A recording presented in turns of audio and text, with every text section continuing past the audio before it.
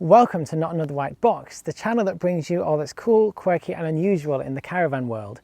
My name is Cameron and I'm returning to YouTube to share with you some very exciting news. We have a new caravan, except it's not strictly true because it's not new at all.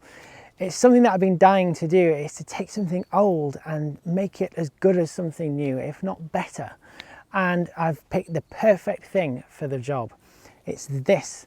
A 1964 Cheltenham Puku 4-berth touring caravan. I mean, it just looks great, and I can't wait to show you why we've picked this over buying a brand new caravan.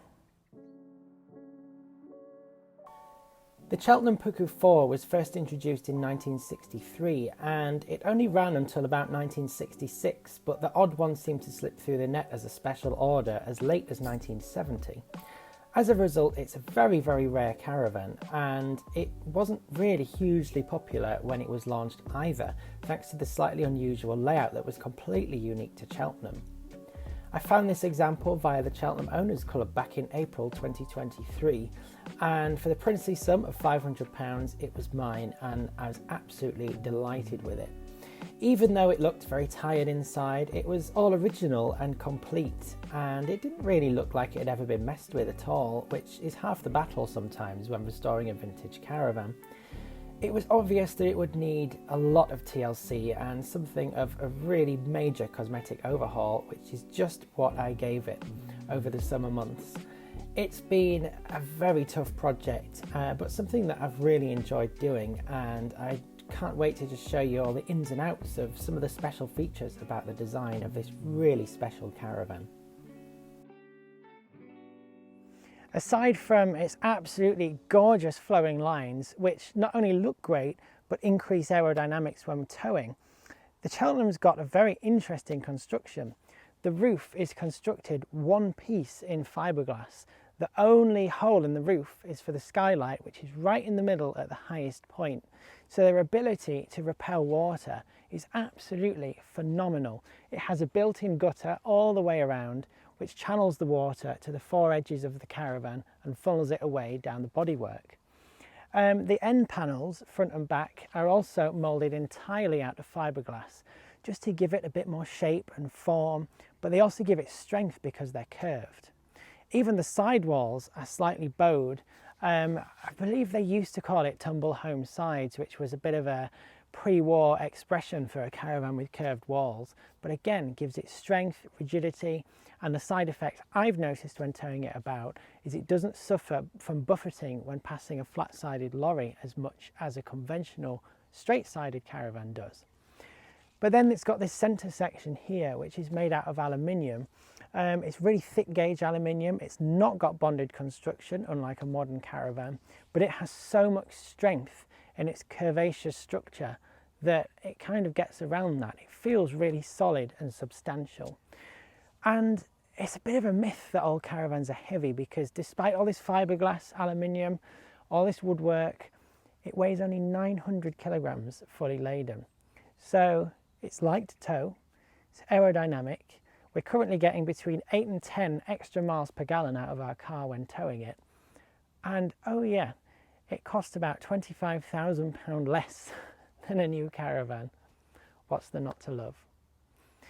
The only shortcoming of this caravan, which I might be able to improve over time with a couple of things that I've been toying with, improvements, is it's got single glazed glass windows, which of course attract condensation in the morning.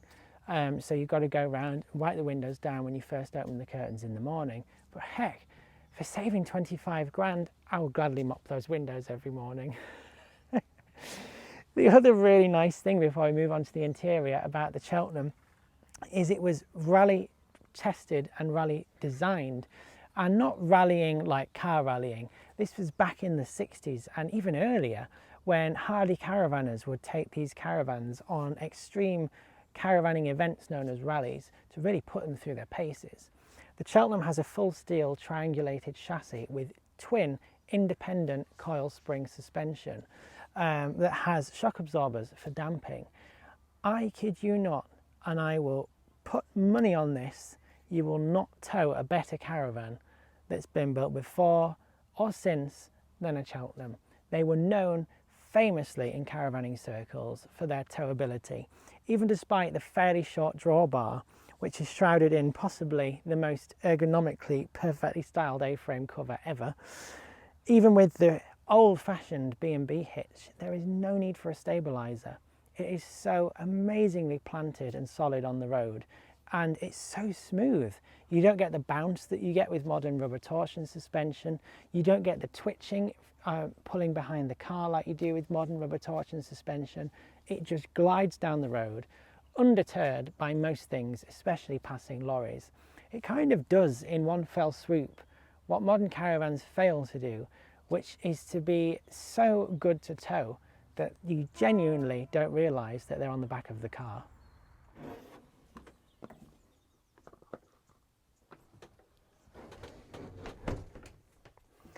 Stepping into the Cheltenham, and immediately the first thing I loved about it was just the shape of the interior. Everywhere you look there's just curves, and it feels like such an encompassing, warm place to be. And I thought when I first saw the Caravan, I know I had in my head we wanted to modernise it slightly and make it suit us a bit more. I just felt that the bare bones of it was good. I wanted to keep the furniture and retain that authentic feel of it, but modernise the bits that you could perhaps reverse if you want, such as the wall coverings and the curtains and the upholstery, etc. But it was so worn and heavily used that I couldn't really salvage it and keep it completely original, but I at least wanted to keep the thing that attracted me to it in the first place, which was the real wood interior. I still don't understand why people would buy a caravan like this and want to paint all the wood, because if you don't like the fact it's dark, go and buy something else.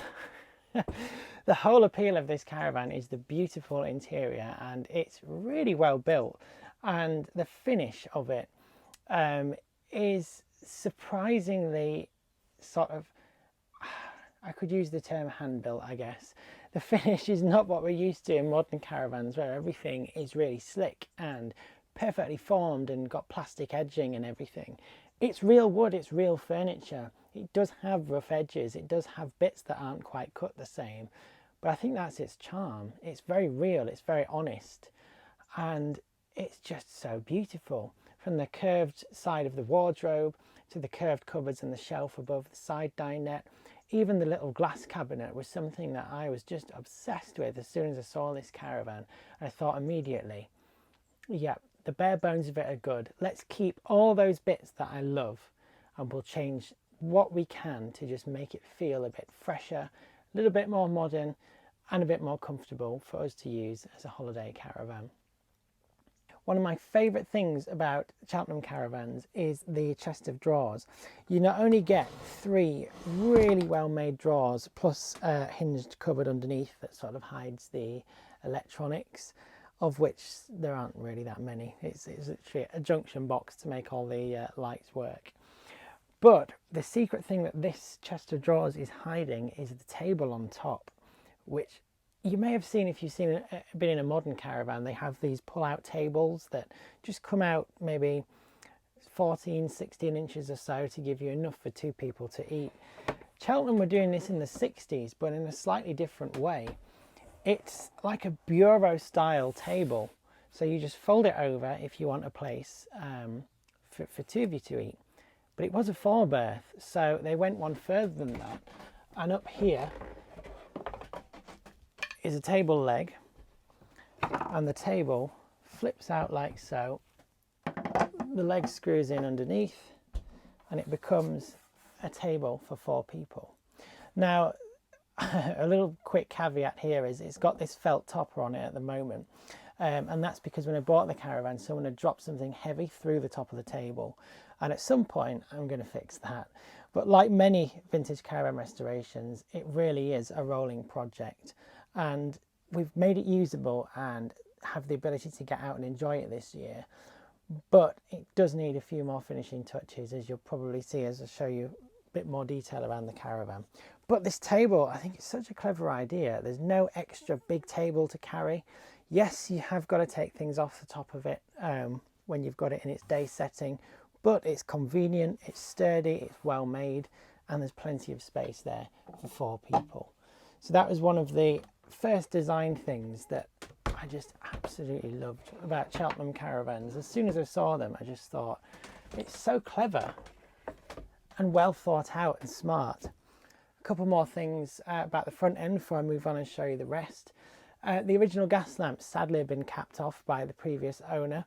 It's not uncommon. They get seals that leak in them and they can be dangerous. So I decided to convert them to 12-volt lights at the front, and I've preserved the original 12-volt light for the interior, which would have run off the car battery when the caravan was new, but we've altered the wiring slightly so it runs off a leisure battery, which is now mounted underneath one of the bunks.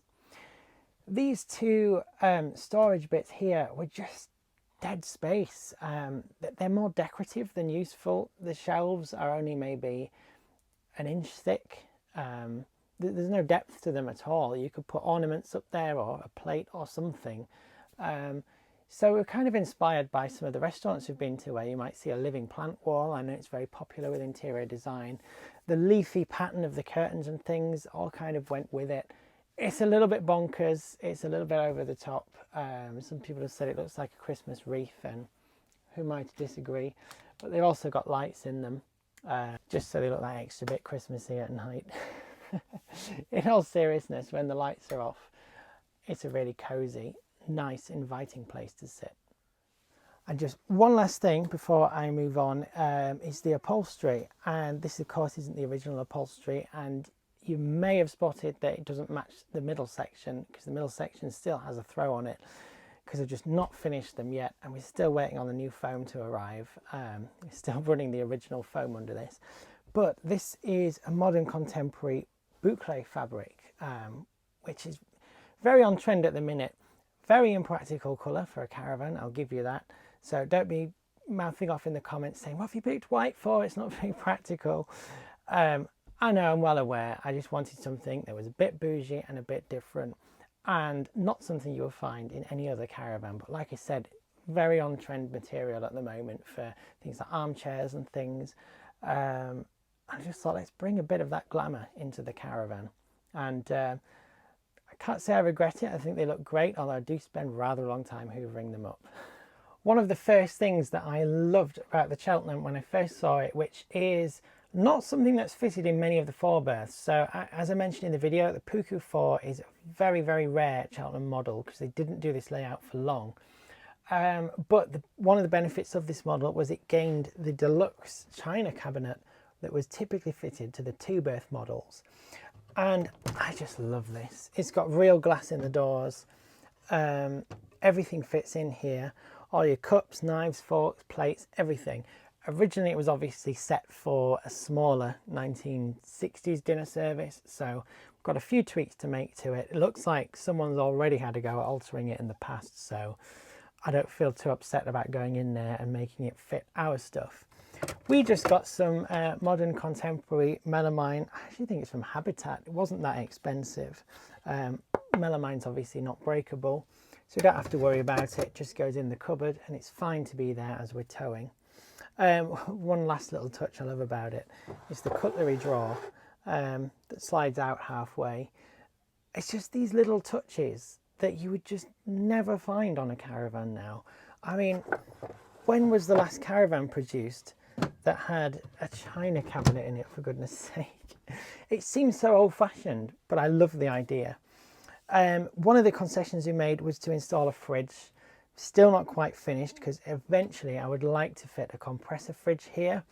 But at the time, paying for things like the new paintwork outside and various repairs and things, I went for this second-hand Electrolux fridge, just because Electrolux fridges are just fairly bulletproof and there's just not a lot to go wrong with them. There's no PCB board in them, there's no digital display or lights on it that keep you awake at night. So this passed the fridge test. Do you know what? It's got a switch on and off, a temperature dial, and it works brilliantly.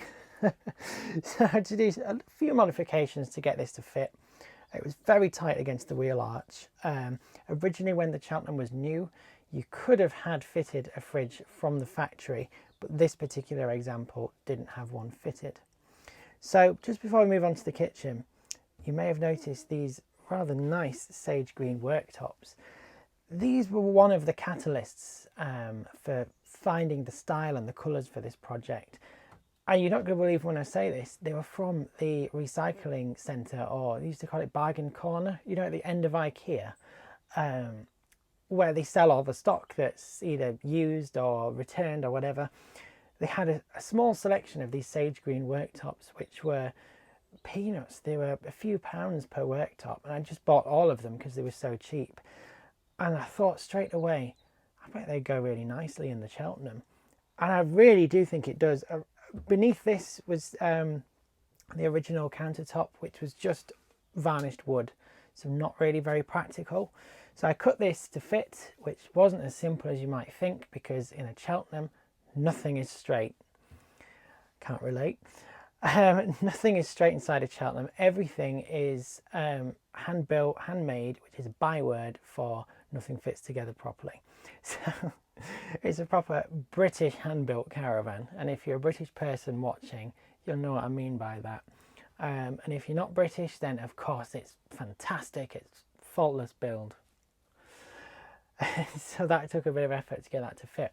But that brings me neatly onto the kitchen.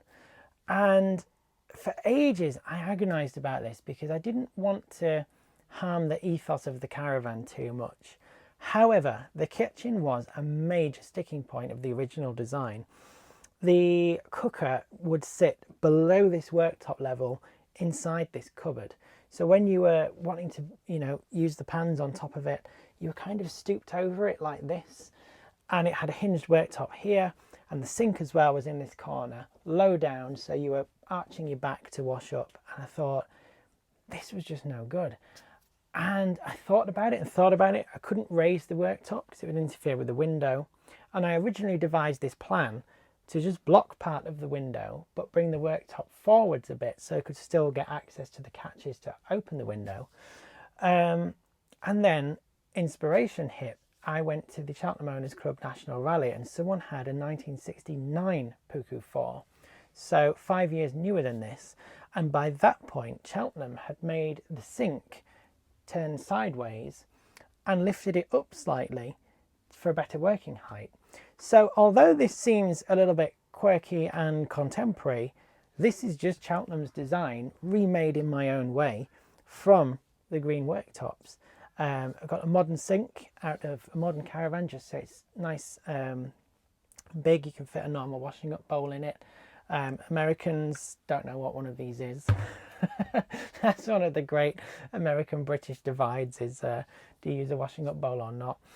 But I went for that just because it was a lot more practical than the original Perspex Cheltenham sink, and the one that was in here was truly disgusting.